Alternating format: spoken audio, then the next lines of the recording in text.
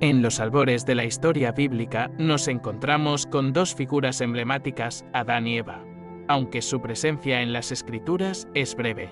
Abarcando apenas 3 capítulos que se pueden leer en un suspiro, su impacto en la narrativa religiosa es inconmensurable.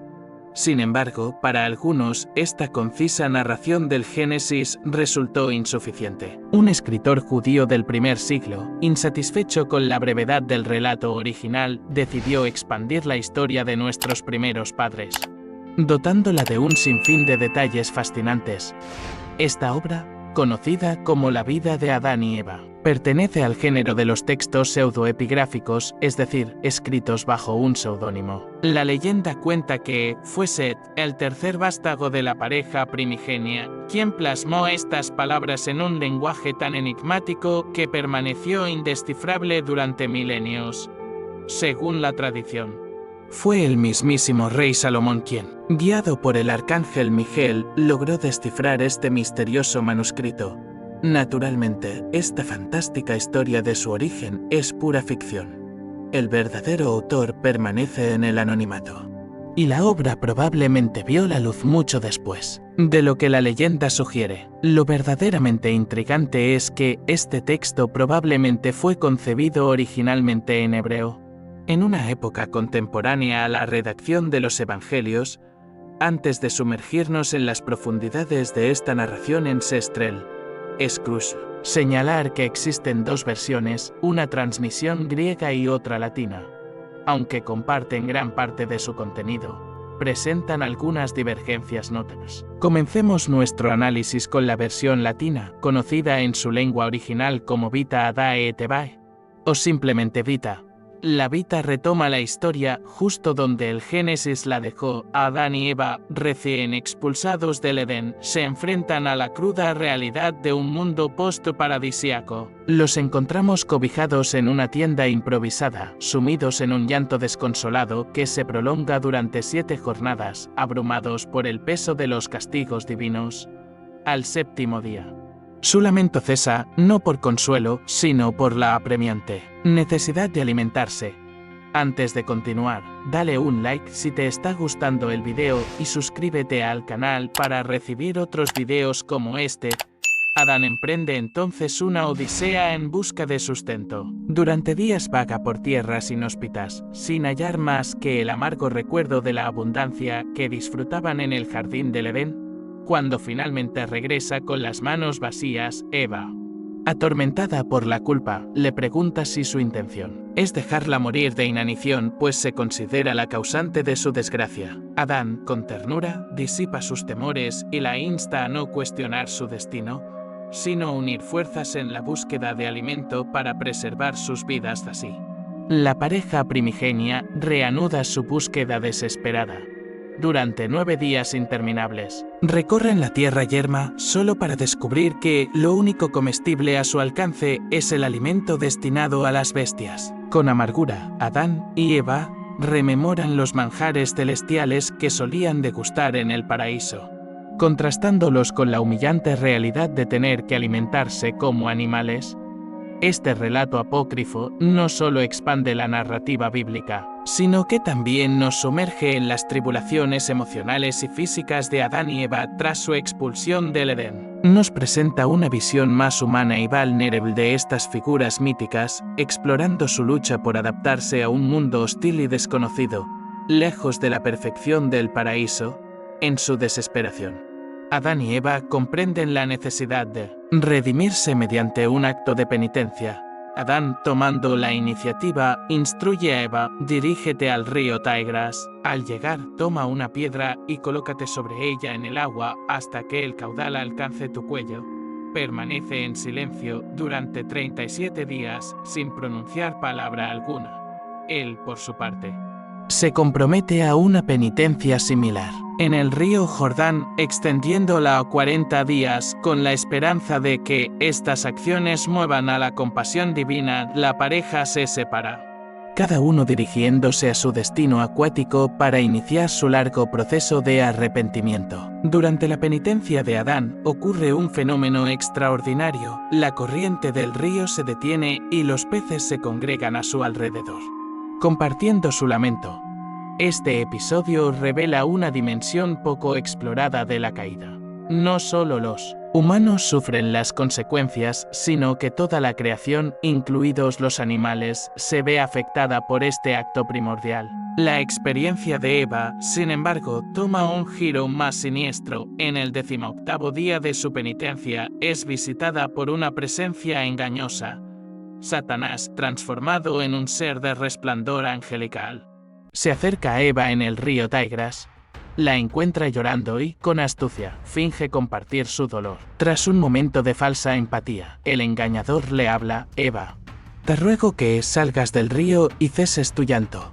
Dios ha escuchado tus súplicas y ha aceptado tu arrepentimiento. Me ha enviado para traerte alimento del jardín del Edén, para que recuperes tus fuerzas. Eva, cayendo nuevamente en la trampa del adversario, abandona el agua y lo conduce hacia Adán. Al verlos aproximarse, Adán, reconociendo al enemigo, exclama con angustia: Eva, Eva, ¿qué ha sido de tu penitencia? ¿Cómo has vuelto a caer en las redes del adversario? Aquel mismo que nos arrebató nuestra morada en el paraíso y nos privó de la dicha espiritual. Al escuchar el lamento de Adán, Eva comprende su error. Abrumada por la vergüenza y el dolor, cae de rodillas y, entre lágrimas, interpela a Satanás: ¿qué mal te hemos causado para que nos persigas sin descanso hasta la muerte? La respuesta de Satanás es sorprendente y reveladora, pues narra la historia de su caída desde el cielo. Pero desde su propia perspectiva, el adversario confiesa a Eva: todo mi odio, mi envidia y mi dolor son por causa de ustedes. Por ti fui expulsado y despojado de la gloria que gozaba en los cielos entre los ángeles.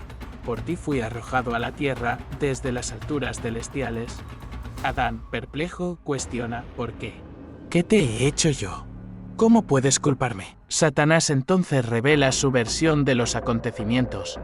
Cuando Dios te creó e insufló el aliento de vida en tus fosas nasales, ordenó al arcángel Miguel y a todos los demás ángeles que te adoraran, pues fuiste hecho a imagen y semejanza de Dios. Pero yo, que fui creado primero y soy claramente superior a ustedes, los humanos, ¿cómo podría esperarse que los adorara? El adversario continúa su relato, explicando cómo se rebeló contra esta orden divina. Le dije a Miguel y a los demás ángeles que me negaba a postrarme ante un ser humano. Cuestioné la sabiduría de Dios, declarando que establecería mi trono sobre las estrellas del cielo y sería como el Altísimo, afirmándome como igual a Dios. Esta rebelión tuvo consecuencias catastróficas. Cuando yo y los ángeles bajo mi mando nos negamos a adorar a Adán, Dios se enfureció, nos expulsó de su gloria y nos desterró al mundo terrenal. Satanás describe el sufrimiento que siguió a su caída al llegar a la tierra. Nos vimos inmediatamente afligidos al darnos cuenta de cuánto habíamos perdido. Nuestra agonía era tal que no podíamos soportar ver a Adán y Eva viviendo en tanta dicha en el jardín del Edén. Así que decidí tomar el asunto en mis propias manos, arrastrándolos conmigo en mi caída. Esta narrativa ofrece una perspectiva única sobre la caída de Satanás, presentándola como una consecuencia directa de la creación de la humanidad. Revela la complejidad de las relaciones entre Dios, los ángeles y los humanos, y arroja luz sobre las motivaciones detrás de la tentación en el jardín del Edén. Al escuchar el relato del adversario, Adán eleva una súplica desgarradora al Creador: oh Señor Dios mío, mi existencia está en tus manos. Aleja de mí a este oponente que busca destruir mi alma, y concédeme la gloria que él mismo ha perdido. Esta plegaria fervorosa tiene un efecto inmediato: el adversario se desvanece, permitiendo a Adán continuar su penitencia en las aguas del Jordán. Así concluye la primera escena significativa de esta narrativa apócrifa. Es importante señalar que este episodio inicial solo se encuentra en la versión latina de la historia, conocida como Vita, y está ausente en la versión griega.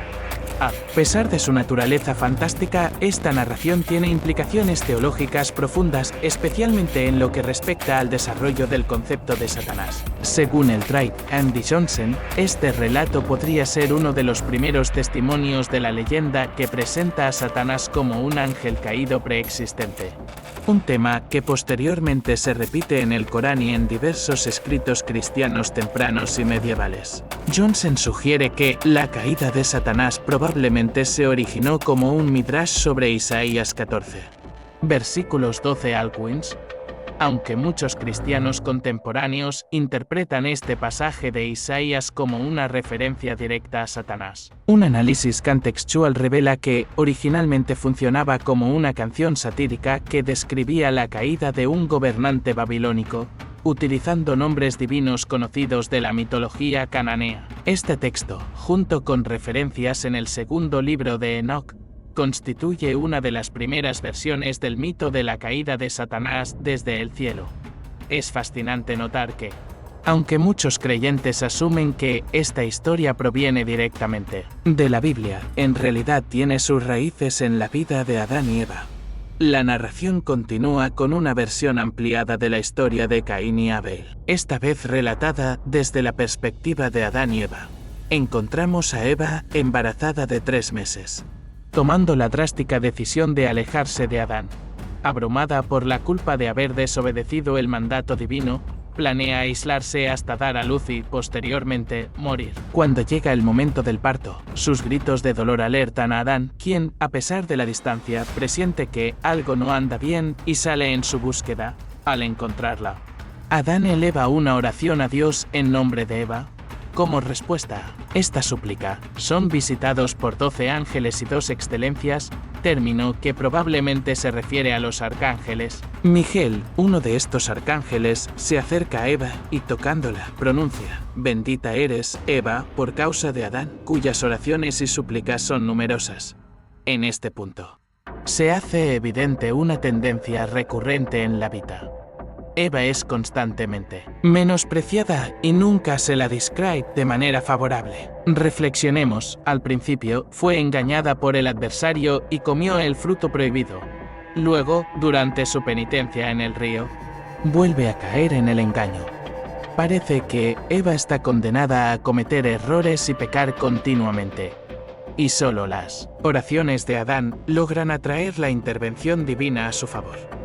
Esta representación refleja claramente la mentalidad patriarcal de la sociedad judía de la época en que se escribió el texto. Con la ayuda del arcángel Miguel, Eva da a luz a Caín y Abel.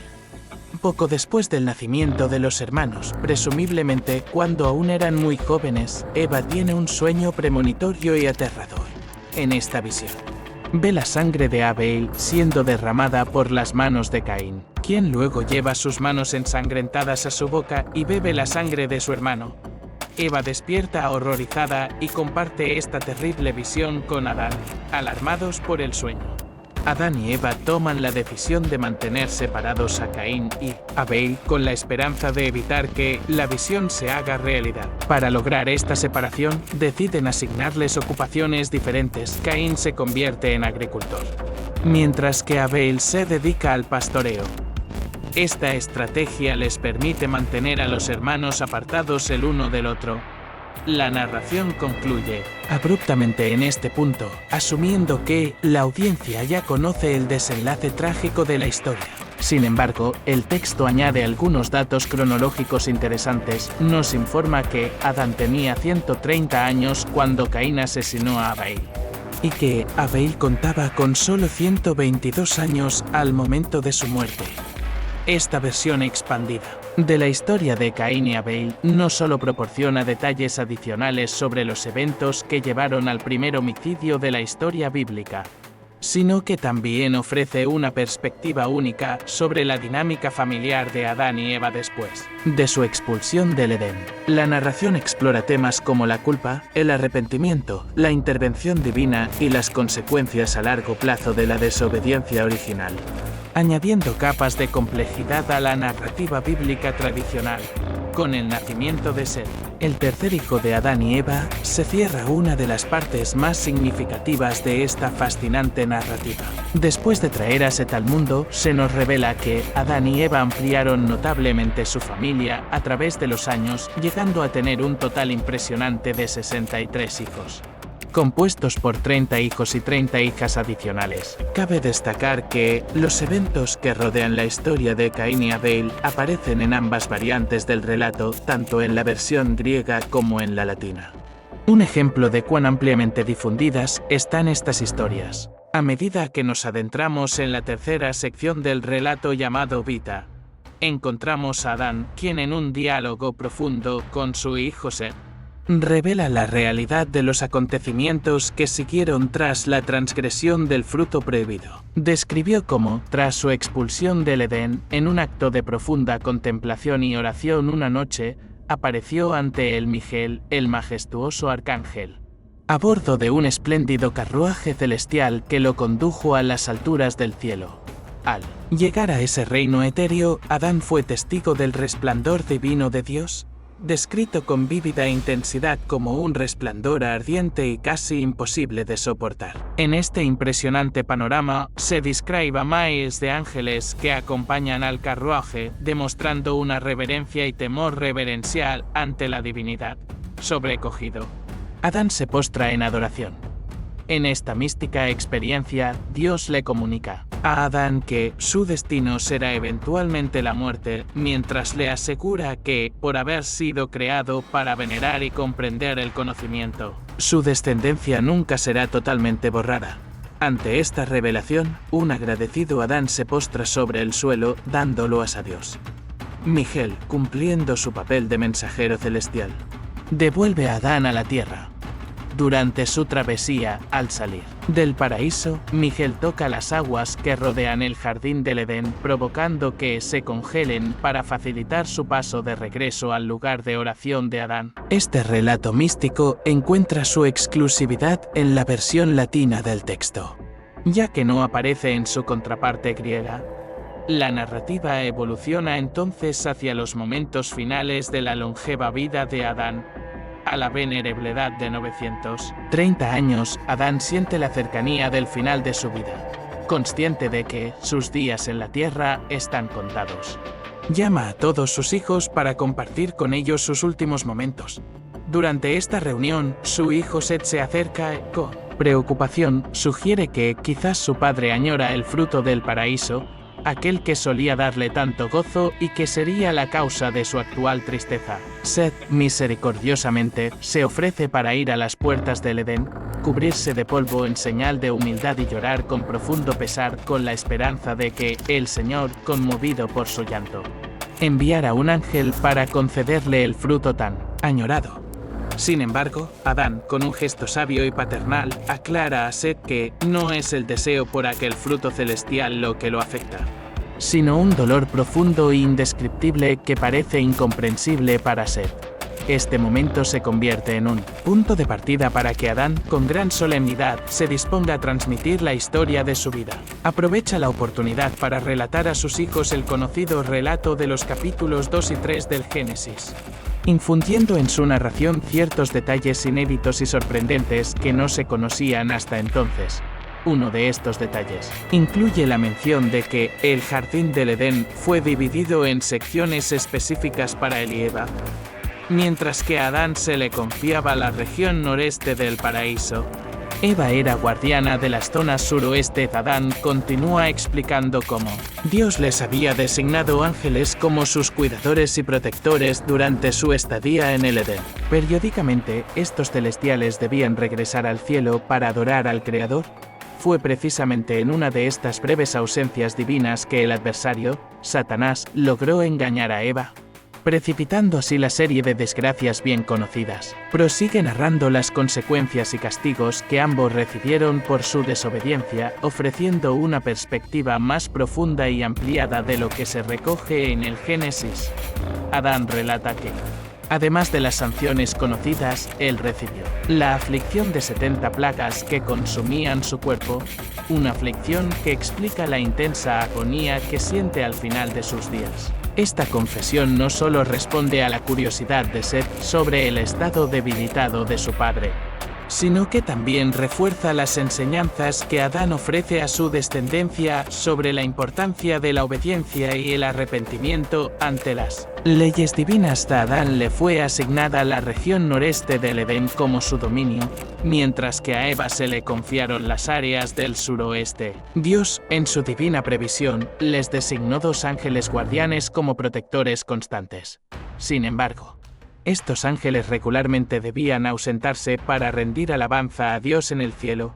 Fue durante una de estas ausencias que Satanás aprovechó para tentar y engañar a Eva. Adán continuó su relato, describiendo los castigos que tanto él como Eva enfrentaron, conocidos a través del capítulo 3 del Génesis. No obstante, añade detalles adicionales que no figuran en el relato tradicional, proporcionando una nueva visión de los eventos. Él revela que su castigo personal involucra la aflicción de 70 plagas que atormentan su cuerpo, lo que explica el sufrimiento extremo que experimenta en sus últimos días. Estas aflicciones, aparentemente exclusivas para él, son desconocidas para Seth, quien no comprende del todo la magnitud del dolor de su padre, con la finalidad de encontrar alivio. Adán instruye a Seth para que, acompañado de Eva, se dirija al jardín del Edén y busque un aceite especial emanado de uno de los árboles, un remedio místico que le otorgará descanso de su agonía. Ambos parten con determinación en busca del aceite, aunque durante el trayecto enfrentan amenazas, incluyendo el ataque de una serpiente malévola. Al llegar al jardín, siguiendo las instrucciones de Adán, caen de rodillas y suplican a Dios por el curativo ungüento. El arcángel Miguel, interviniendo como mensajero divino, les explica que por ahora no pueden recibir este aceite especial, aunque lo tendrán a su disposición en los días postreros.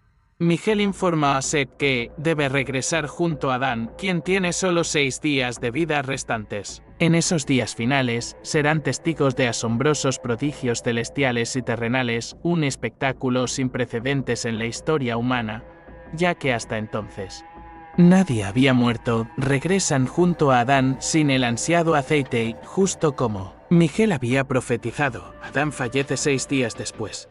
Se rumorea que, durante una semana entera, el sol, la luna y las estrellas permanecieron en penumbra. En el emotivo momento de su fallecimiento, Seth sostiene a su padre en brazos, mientras Eva y su numerosa descendencia observan con tristeza. La mano de Dios desciende, entregando el cuerpo de Adán a Miguel. Dios instruye a Miguel para que cuide de Adán hasta el día final del juicio, momento en que su tristeza se transformará en gozo y ocupará el trono que le había sido arrebatado. Junto con el arcángel Uriel, Miguel ofrece a Adán un entierro digno. 6 días después del fallecimiento de Adán, Eva se da cuenta de que su momento también se acerca.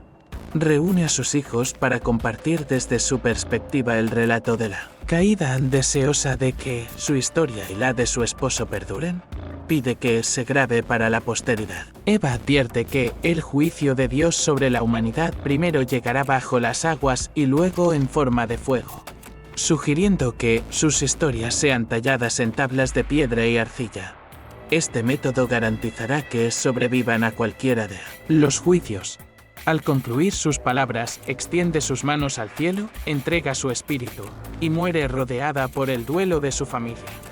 Durante 6 días, se lleva a cabo lo que ella había instruido, marcando con diligencia las tablas. Este relato, que podría haber sido el final original de la historia, fue posteriormente ampliado con un epílogo agregado en la Edad Media. Este apéndice afirma que Seth efectivamente documentó la historia de Adán y Eva en un lenguaje enigmático, que solo pudo ser descifrado gracias a la sabiduría del rey Salomón, quien lo tradujo a un idioma comprensible para todos, preservando así la versión latina de la vida de Adán y Eva, en el relato conocido como el Apocalipsis de Moisés. La versión griega de la historia de Adán y Eva es un título que quizás puede parecer desacertado, aunque ni la narrativa tiene relación directa con Moisés ni representa un apocalipsis en el sentido tradicional. Este nombre ha llegado hasta nosotros a través de un preámbulo agregado durante la Edad Media, un manuscrito medieval acompañó al texto con un prefacio que manifestaba que el contenido había sido entregado a Moisés en el monte Sinaí durante la entrega de los 10 mandamientos, aunque reconocido como una adición tardía. El enigmático nombre Apocalipsis de Moisés persistió y se consolidó hasta nuestro tiempo como el título de esta versión griega. La narrativa en el Apocalipsis de Moisés es, en esencia, similar a las historias recogidas en Vita. Sin embargo, introduce pequeñas pero intrigantes variaciones que aportan un matiz diferente a ciertos eventos. Algo digno de mención, Search, cuando Adán, ahora en fase terminal debido a su enfermedad, delega en Eva la tarea de contar a sus hijos y nietos acerca de la llegada de la muerte y el sufrimiento a la humanidad. En esta fascinante versión, Eva revela una historia extraordinaria y llena de particularidades. Según las palabras de Eva, el engatusamiento de Satanás se inició cuando infiltró la sección del Edén perteneciente a Adán, donde residían todos los animales macho. Este peculiar detalle añade una dimensión diferente a la separación del Edén previamente conocida, ya que indicaría una división basada en el género, incluso entre los seres del jardín. Apte. En cuanto a Eva, su dominio estaba poblado exclusivamente por criaturas hembra, convincente en su ingeniosidad. Satanás urde un plan donde selecciona a la serpiente como intermediaria para mancillar la inocencia de Eva. La serpiente inicialmente se muestra reacia, temerosa de provocar la ira divina. No obstante, Satanás la garantiza: no temas, simplemente conviértete en mi portavoz, y a través de ti pronunciaré palabras que engañarán, con un persuasivo discurso. Satanás toma el control de la serpiente y entra en el sector del Edén, asignado a Eva.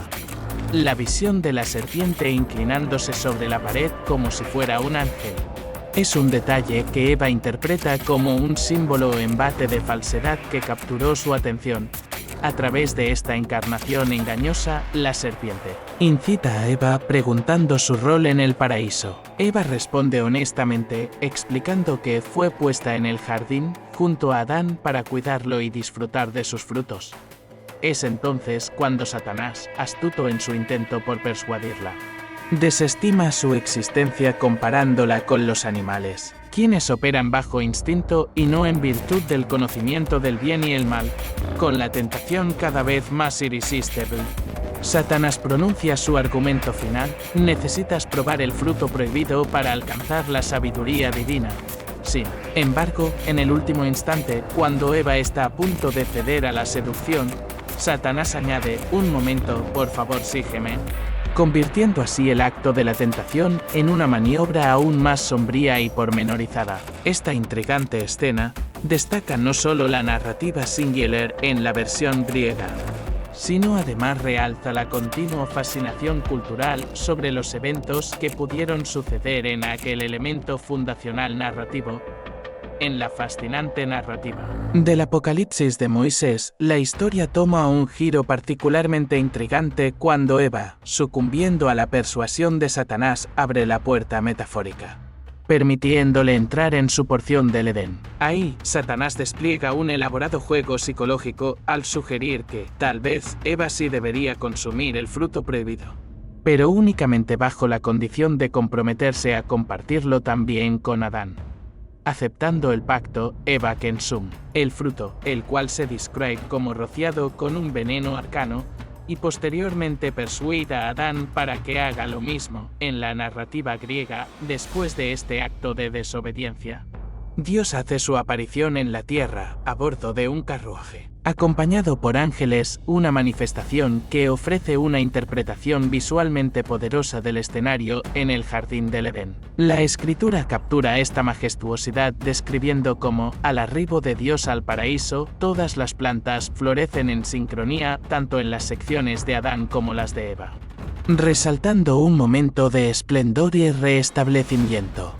Tal vez este sea uno de esos momentos simbólicos designados para ilustrar la perfecta armonía divina antes del caos humano desatado por la desobediencia. La historia avanza alineándose con la narración del Génesis, completando así el ciclo de la historia de Adán y Eva. Sin embargo, Detrás de estas líneas se ocultan incógnitas vitales acerca de la naturaleza y el propósito del texto mismo. Eruditos como J. L. Sharp, quien dedicó una tesis doctoral al análisis de este texto en la Universidad de Duke, propone que el relato similar contiene destellos del judaísmo fariseo. Estima que podría haber sido confeccionado por un fariseo contemporáneo a Jesús o incluso poco después, reflejando un tiempo de arco iris intelectual y espiritual entre ciertos sectores judíos. Resulta curioso para los actuales observadores imaginar cómo y por qué un noble fariseo del primer siglo decidiría reescribir y expandir sobre las narrativas de Adán y Eva.